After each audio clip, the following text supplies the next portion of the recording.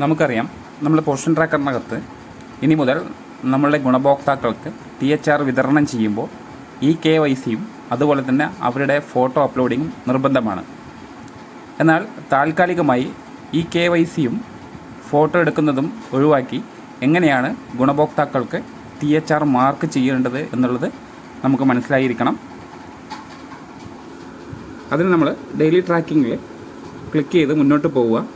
അവിടെയാണ് നമ്മളുടെ THR സ്വീകരിക്കുന്ന ഗുണഭോക്താക്കളുടെ ലിസ്റ്റ് കാണാൻ സാധിക്കുക. THR കൊടുക്കുന്ന ഗുണഭോക്താക്കൾ എന്ന് പറയുന്നത് THR എന്ന് ക്ലിക്ക് ചെയ്ത് കഴിഞ്ഞാൽ അവിടെ ലിസ്റ്റ് ഔട്ട് ചെയ്ത് വരും. പ്രഗ്നൻറ്റ് വുമൺ, ലാക്ടേറ്റിംഗ് മദർ, അതുപോലെ തന്നെ നമ്മുടെ 6-3 കുട്ടികൾ. അപ്പോൾ നമ്മൾ ആദ്യം ഈ 6-3 കുട്ടിയെ ഉദാഹരണമായി നമ്മൾ ക്ലിക്ക് ചെയ്യുന്ന സമയത്ത് നമുക്കറിയാം, നമ്മുടെ ടീച്ചേഴ്സിന് ഈ കാറ്റഗറിയിൽ കുട്ടികൾ കൂടുതലാണ്. 6-3 കാറ്റഗറിയിൽ വരുന്ന സൃഷ്ടി DS എന്ന് പറയുന്ന കുട്ടിയുടെ THR രേഖപ്പെടുത്തുന്നത് എങ്ങനെയാണെന്നുള്ളത് നോക്കാം. ആ കുട്ടിയുടെ പേര് ആദ്യം കാണുന്നു, തൊട്ട് താഴെ രക്ഷിതാവിൻ്റെ പേര്, അതിന് താഴെ THR ഗിവൺ എന്നുള്ളത് 0 days ആണ്.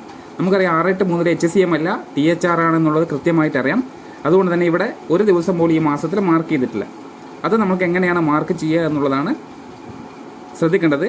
ഈ കാണുന്ന THR എന്നുള്ള ഓപ്ഷൻ ക്ലിക്ക് ചെയ്ത് കഴിഞ്ഞാൽ ഇങ്ങനെ ഒരു മെസ്സേജ് നിങ്ങൾക്ക് ആദ്യം കാണും. ഇതാണ് ഞാൻ തുടക്കത്തിൽ പറഞ്ഞത്.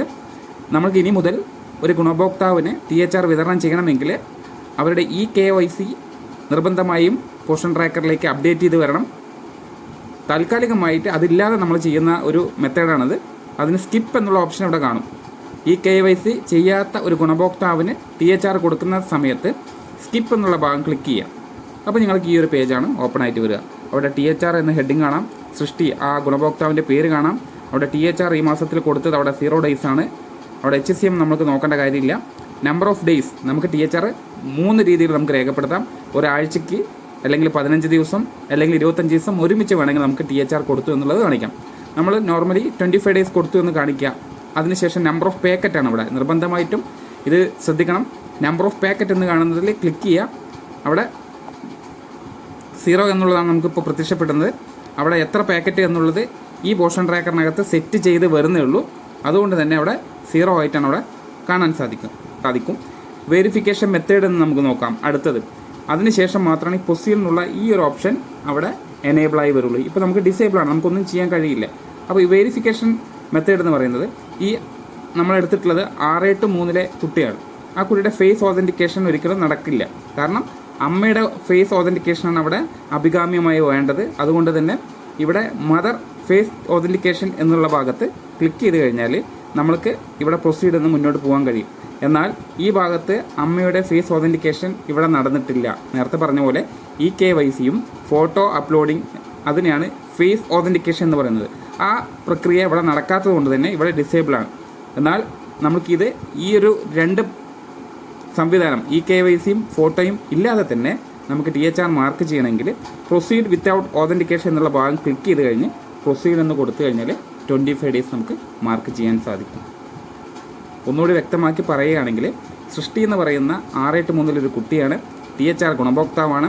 ആ കുട്ടിയുടെ KYCയും ഫേസ് ഓതൻറ്റിക്കേഷനും കൃത്യമായി നടത്തിക്കഴിഞ്ഞാൽ നമ്മൾക്ക് മുന്നോട്ട് THR കൊടുത്തു എന്ന് കാണിക്കാൻ സാധിക്കുള്ളൂ.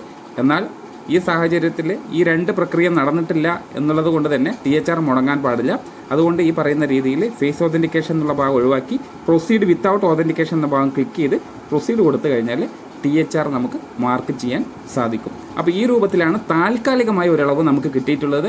അതുകൊണ്ട് തന്നെ കാലാകാലങ്ങളിൽ ഇങ്ങനെ തന്നെ സ്കിപ്പ് അടിച്ചും അല്ലെങ്കിൽ ഈ പ്രൊസീഡ് വിത്തൗട്ട് ഓതൻറ്റിക്കേഷൻ കൊടുത്ത് നമുക്ക് മുന്നോട്ട് പോകാൻ കഴിയില്ല. ഉടനെ തന്നെ നിങ്ങളുടെ ഗുണഭോക്താക്കളുടെ എല്ലാവരുടെയും KYC അപ്ഡേറ്റ് ചെയ്യണം. അതേപോലെ തന്നെ ഓതൻറ്റിക്കേഷൻ ഫേസ് ഓതൻറ്റിക്കേഷൻ നിർബന്ധമായിട്ട് ചെയ്യണം. ഇതെങ്ങനെയാണ് ചെയ്യേണ്ടത് എന്നുള്ളത് ആ വീഡിയോ നമ്മൾക്ക് ലിങ്കാക്കി തന്നെ ഈ കമൻറ്റ് നമ്മൾ ഇടുന്നതാണ്. അതും കൂടി നിങ്ങൾ മനസ്സിലാക്കി എല്ലാ ഗുണഭോക്താവിനെയും ഇതുപോലെ ഫേസ് ഓതൻറ്റിക്കേഷനും KYC പൂർത്തിയാക്കുക. Thank you.